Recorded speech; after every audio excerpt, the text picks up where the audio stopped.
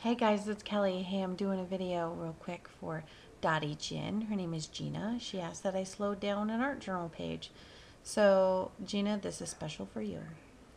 So it's going to go a little bit slower. Still had to speed it up because otherwise I would just bore you to death. I left in all of the gessoing of the page initially, all of the drawing and everything from start to finish.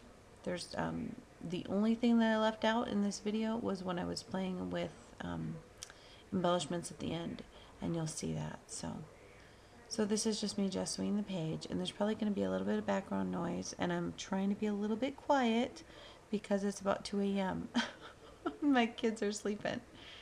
So, but I definitely wanted to slow this down and do a little voiceover for you. So there'll probably be some quiet times where I'm not saying anything because it's a little slower, so there's not too much to say. But there's a lot of heat gun time on this because I don't really know how to speed that up during certain sections of a video, and I didn't stop it. So, but again, I think I've mentioned this before. I think it's important that you see when you need to dry things and when you don't, and how things affect differently. And obviously, you want to make your gesso dry, otherwise you just muck it up and make mud.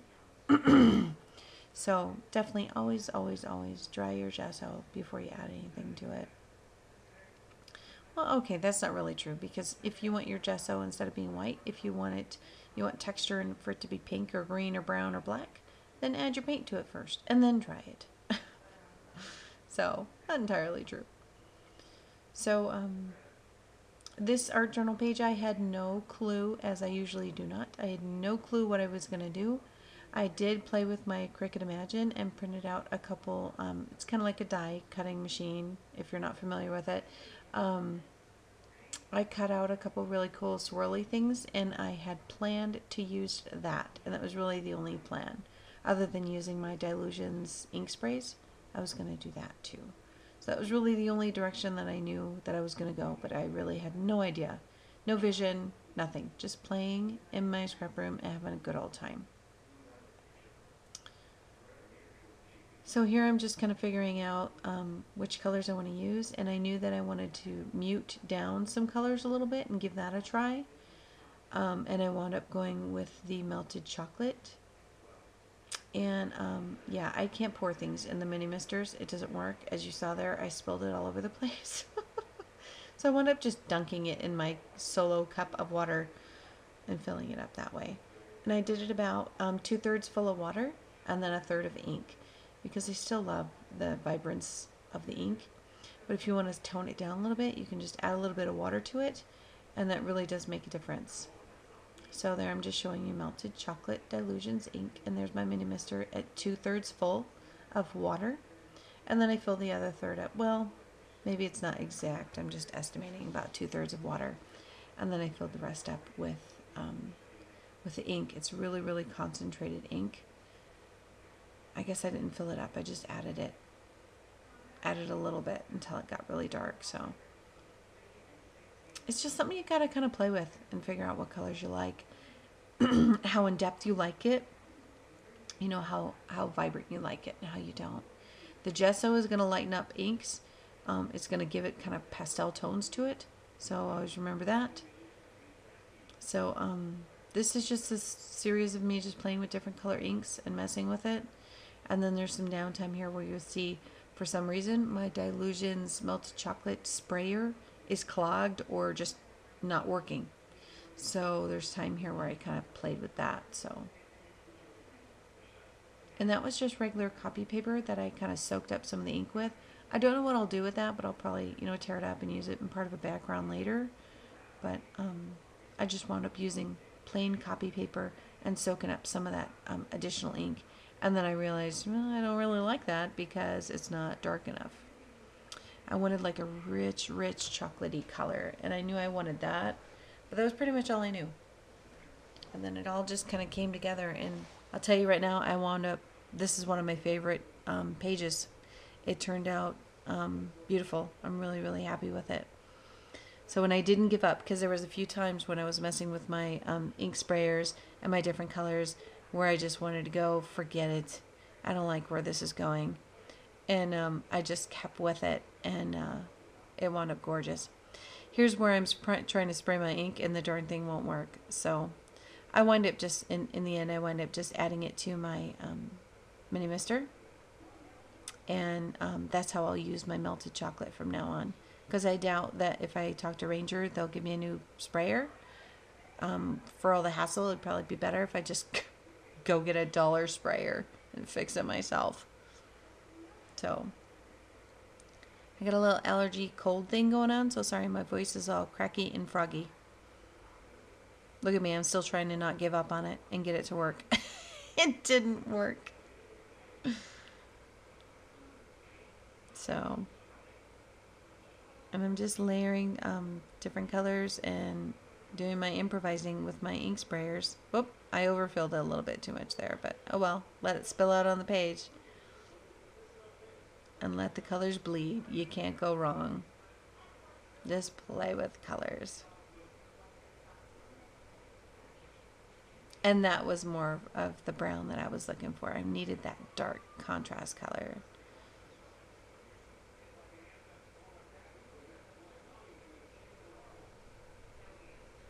So in here, if I blotted off the ink, I would still wind up with the real muted brown, and I didn't want that. I wanted a more vibrant brown.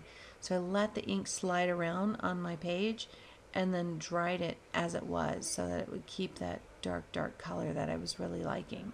As you dry it, it's going to lighten up a little bit, but I definitely wanted those dark tones, and I liked how it was kind of just moving around the page too. So,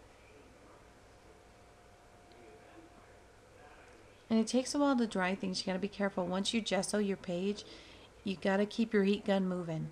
If you don't keep it moving, your gesso will bubble up and burn. Sometimes that's a really cool effect if that's what you're looking for, but if it's not what you're looking for, it's just going to ruin it.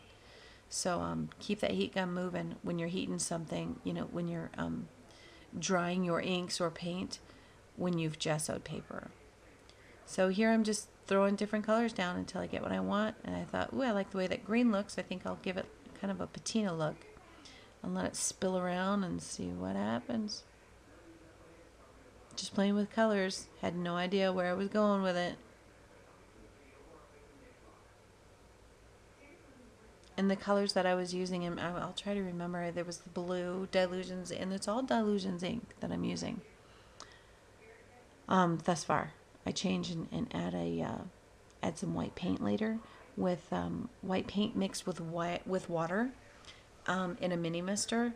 It's a great way. You'll see how it works out. So, but again, here I am drying my inks, and it'll saturate it and get pretty wet. And you can dry it, and with it sped up, you can actually see it drying.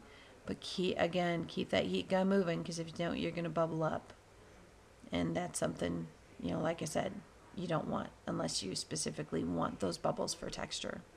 It's a pretty cool effect, but only for a specific project. Otherwise, it just looks like, oh, look, they heated up their gesso too much. They didn't keep their heat gun moving. So, and here I'm liking it, but it's still looking a little too cloudy, too gray. And sometimes I'll throw my page over if it's really saturated and wet, and I'll dry it from the back, especially if it's a gessoed page. The gesso can still bubble, so be careful. But I just bubble it. I just dry it from the front and the back.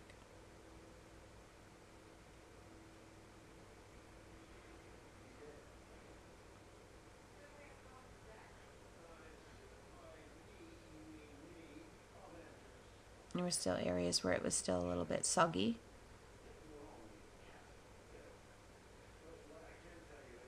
So, and I'm not moving my heat gun that much, but I really am watching for those bubbles, because it's just something you gotta be careful with.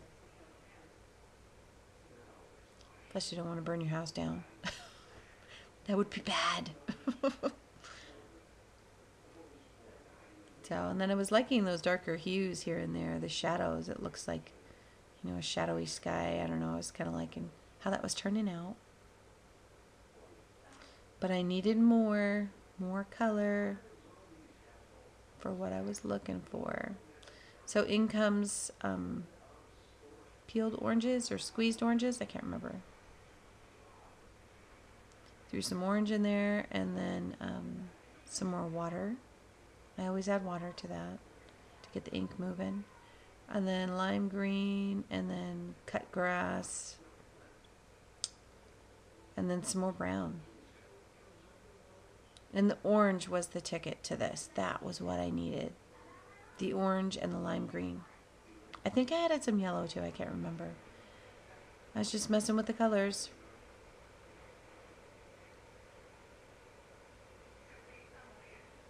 And then this is where I stopped the video, and that is my mini mister with half water, half paint.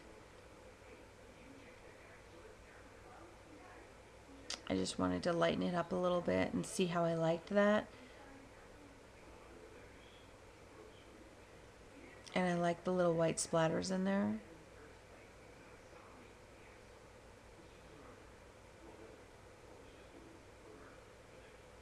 Oh, and then, yeah, I ran out. I was really low. So I just had to make it up, and that's just some cheap plain white acrylic paint. Throw some in there with some water and you're good to go. Shake it up real good. If you let it sit too long though, your sprayer will get clogged. You just clear it out with water and you'll be fine.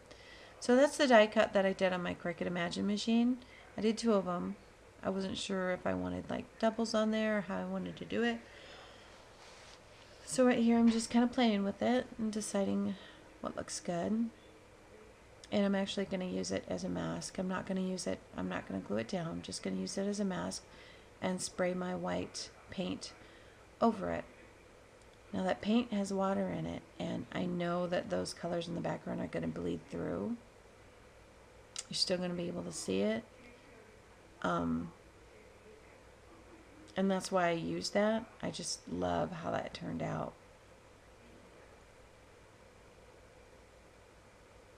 So, and then if I don't dry my white paint, it'll muck up with whatever else I'm going to add. And I know I've got other plans, although I don't know what the plans are.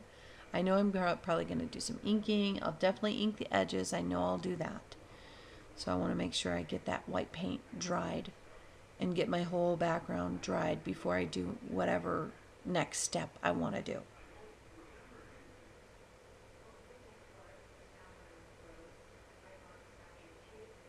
And I'm always keeping that heat gun moving so I don't bubble up. Because not only does the gesso bubble up, but your paint will bubble up too.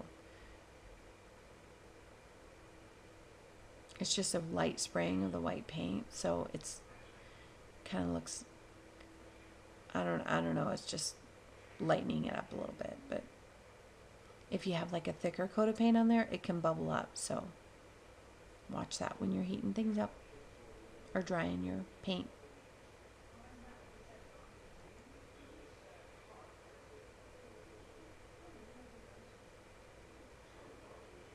Love how that mask worked out. Using your die cuts as masks is just such a huge money saver. I'd like to see more people doing that. I mean, the masks and the stencils and stuff are expensive, and I have some and I do love them. But if you have die cuts and things, you can use them for art journaling and save yourself the money. Now that right there is this vellum paper that I've used before, and I just love it. It has some silver writing on it. And you can see I've put it through my Cricut machine, and I've cut some things on it in the past for some projects I've done. But I'm really loving the greens and the oranges in the background there. And I know that once I add that, put that vellum down, those colors will bleed through. It almost acts like tissue paper, but it has more texture, I think, than tissue paper. It's got more, it's more rigid. And I just like the vellum paper, how it works. I love tissue paper too, but I kind of prefer the vellum paper. And this already has print on it, because I was thinking about grabbing my stamper and stamping some text on there, which would be fantastic. I think that would look great. And that's what I was going to do, but I wanted more texture on my page, and the vellum paper was the answer for me, to have texture and the text across the page, but kind of randomly. So that's what I wound up doing. I think I was cleaning up a little bit there. A little bit of downtime. I don't like it when my workstation is all gross and messy. I don't like it. It just bothers me. So I got to kind of clean it up as I go. So here's why I grab my sponge and my archival ink. And what I'm going to show you here and here, you want to use the archival ink when I know that I'm going to use some type of medium, whether it's Mod Podge or the gloss medium and varnish that I chose to use here. You want to use that archival ink because it will not bleed and smudge around like the Distress ink does. Even the StazOn ink will still smudge around. The archival ink is just proving, as everyone says, to be the best for multimedia or mixed media projects when you know you're going to use the mediums and the Mod Podge and that kind of stuff. So here I'm just inking the outsides of the vellum paper that I tore. And I just tore it randomly. There was no rhyme or reason to it. Just tore it randomly and put it on the page and played with it until I got what I liked. And then I accidentally wrinkled that one and hit it with the sponge, and it was a really cool effect. So I said, "Ooh, I kind of like that. So I think I'll crinkle them all." And then just run the sponge across, not only just the edges, but run my ink sponge across the wrinkles and just kind of highlight those. It just kind of has a cool distressing effect. So just rub it across there, and look at that. It's pretty cool. I kind of liked that little. I mean, it's not a new technique, you know, you crinkle things and you do that, but it wasn't something I was planning on doing in this one. And I was like, oh, whoops. Oh, look at that. It looked at. Most of my art journal pages are accidents that wind up being pretty cool. So I'm just playing with the placement of them, getting them where I like them. And hopefully in the video I can see it, but you can see that silvery text on the vellum paper. It's really cool.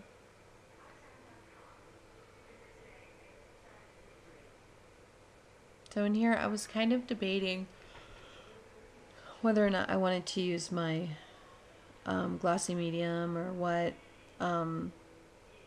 But while I was trying to figure that out, I decided, well, I'll just ink the edges with my archival ink because I know I want to do that. Just finishes off the page and kind of frames it in. That sponge that I'm using isn't, you know, necessarily my favorite. I really love the Distress ink and the tool that you use with the sponge for blending, but you know, I can't really use my Distress inks for that, and I kind of ran out of those sponges, so I just got that one, and it's working out pretty well. I like how it's uneven and unpredictable, so I don't necessarily have to blend it with what I was doing, so.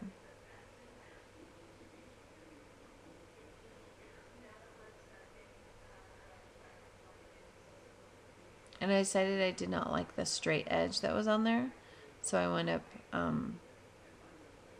tearing it and making it uneven like the rest of the pieces. I don't like any straight edges when I'm doing that technique with those little pieces of paper where you just kind of tearing them. So I roughed up the straight edge that was on there and then re-inked it.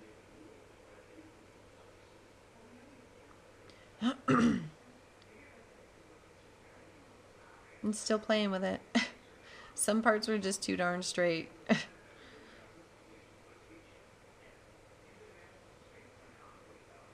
There we go.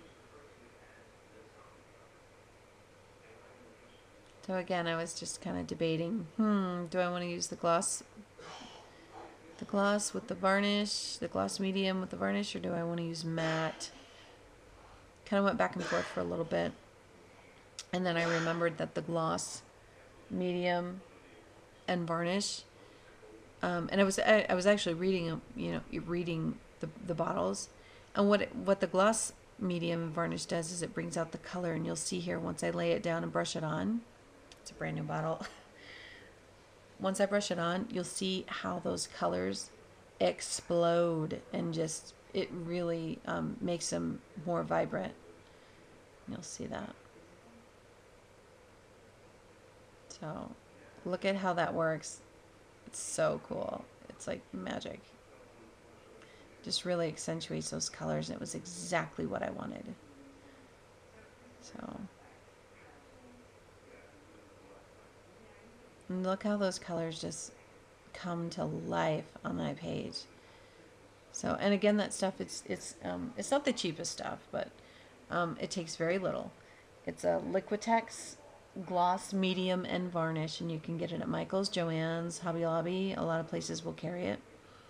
And I just get small bottles at a time. You know, I wouldn't get a huge bottle, since you mentioned that you were just starting out, but this is a really good thing to have in your arsenal of art journaling stuff if you're going to get started with doing it. So look at how those colors come to life. It's just, that stuff is just magical to me, and gives it a pretty cool shine. And see how the vellum is wrinkling up on its own. I'm not doing anything special to it. It's just when you get it wet, that's just kind of what happens to that paper. But it does take a little bit of patience here, and I am the world's most impatient scrapper. I love my heat tool, and I heat everything up to hurry it up. Vellum paper will curl and burn. You have to be careful. Definitely keep it moving and keep it a little bit farther away from the vellum paper if you use this in the background. On top of the gesso, the gloss medium and varnish, and the vellum paper, you got to be careful. And as I was drying it, you know, the air pockets underneath the vellum is what kind of, it makes it wrinkle up and gives it that really cool texture. But if there's areas where it's a little too high, you just blot it down while you're heating it up. Blot it down with a wipe or a paper towel. I prefer the wipes, and it works out. So then off camera, I just played with some of the things that I made. I'm showing you a leaf that I had made. It's just a paper leaf, and I used embossing ink and alcohol ink and embossing powder to make those leaves look real. And those are the tiles that I did a video on, where I just made real simple tiles using all my leftover stuff. So I just wound up using the leaves that I've made last October, I think it was a long time ago. I have a video on how to make those. It's really cool. It's using alcohol ink and embossing powder and embossing ink. And they turn out looking so real. So really cool way to make your own leaves and your own embellishments. So, and those are just the tiles that I made the other day. There's a video out there if you're interested in seeing how to make those. It's just leftover papers that I had, and glossy, it's super gloss Mod Podge to finish them off, and some glue, just gluing the paper onto the chipboard pieces. Super simple, super easy, and costs nothing because you're using all your leftovers. So, but I just decided to add these elements to the page, and again, they're just my own embellishments that I had created and made. Those are the little springs in the background. They're like ice drops or something. I can't remember what those are called. Hold on, they're in my drawer. Pink crystal drops, but these, obviously those aren't pink. They're the brown and the clear. And I just thought they looked kind of cool on there. So there it is, start to finish, getting rid of all my glue strings because that got a little crazy. I had glue strings like everywhere. And then just finished up adding a couple of the drops, just gluing those down so they would stay put in my journal.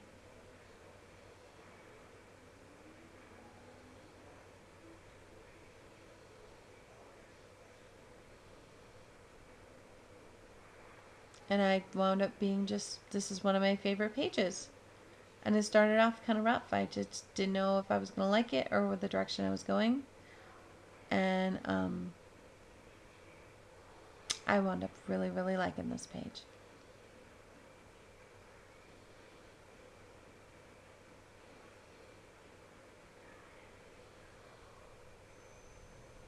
Still getting my glue strings off. I have the world's worst glue gun. I need to buy a new one, but I just can't bring myself to spend money on a new glue gun just because I want to avoid aggravation.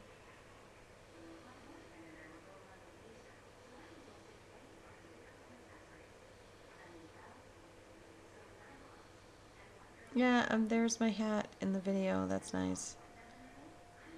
And I got my jammies on with my cami and my apron on. It's so silly. But you know, it's 2 a.m. Most of us have our jammies on.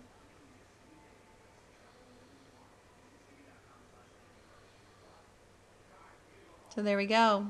Just showing you the page. And then I took some still pictures because that's really the only way. Look, you can see the writing in the vellum paper there. And that green just is so brought to life with that medium and that varnish. There's my golf clap. I'm happy with it. So there's some still pictures that give it a little bit more detail and really show off that gorgeous green. And the little details and the texture. So I hope you benefit from this, Gina. And I really enjoy doing the page for you. So thank you for watching.